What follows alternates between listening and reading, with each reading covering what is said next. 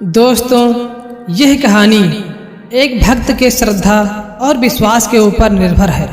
अगर आप सभी भी ईश्वर के भक्त हैं और ईश्वर पर पूर्ण विश्वास रखते हैं तो इस वीडियो को पूरा जरूर देखें। तो चलिए शुरू करते हैं। एक समय की बात है, एक छोटे से गांव में एक साधारण परिवार रहता था। उस परिवार के मुखिया हरिराम एक ईमानदार और मेहनती व्यक्ति थे। उनकी पत्नी ममता और उनका एकमात्र बेटा अरुण उनका साथ देते थे। परिवार का जीवन साधारण था, लेकिन उनके दिल में एक गहरी भक्ति और धर्म की आस्था थी। गांव के पास एक प्राचीन मंदिर था जिसे लोग भगवान शिव का निवास स्थान मानते थे। यह मंदिर सालों से बंद था क्योंकि किसी कारणवश वहां पूजा अर्चना करना बंद हो गया था।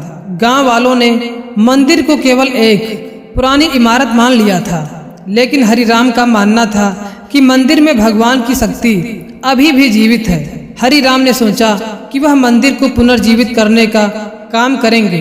उन्होंने अपने परिवार से इस बारे में बात की और सभी ने मिलकर मंदिर की मरम्मत और सफाई का काम शुरू किया।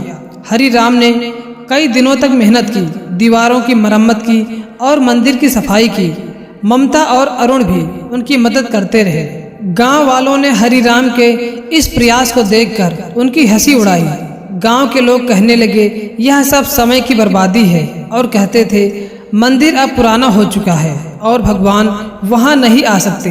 परंतु हरिराम की भक्ति अडिग थी। उन्होंने खुद को भगवान शिव की पूजा और ध्यान में समर्पित कर दिया। एक रात तूफान आया और गांव में बाढ़ आ गई। गांव वाले बहुत परेशान हो गए।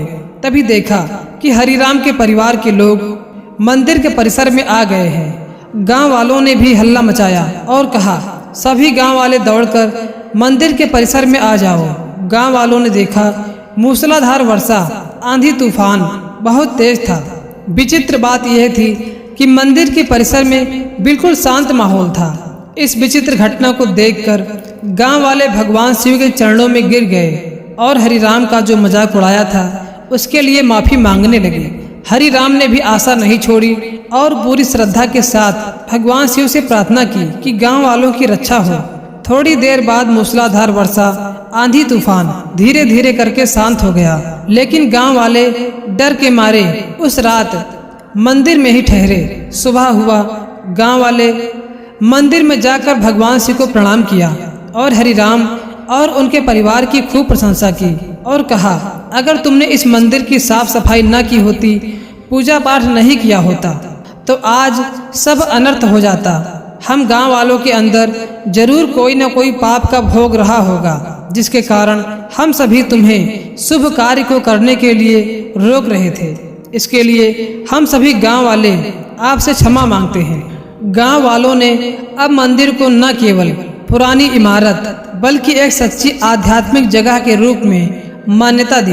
हरिराम और उनके परिवार ने उस मंदिर में नियमित पूजा शुरू की और गांव वाले भी उस मंदिर में नियमित रूप से पूजा करने जाने लगे।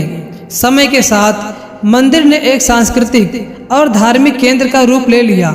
लोगों ने वहां आकर अपनी समस्याओं का समाधान पाया और अपने जीवन में शांति का अनुभव किया।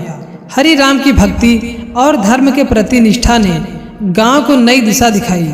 इस कहानी से हमें यह सीखने को मिलता है कि हमें सदैव सच्चे मार्ग पर चलना चाहिए, ईश्वर पर पूर्ण विश्वास रखना चाहिए।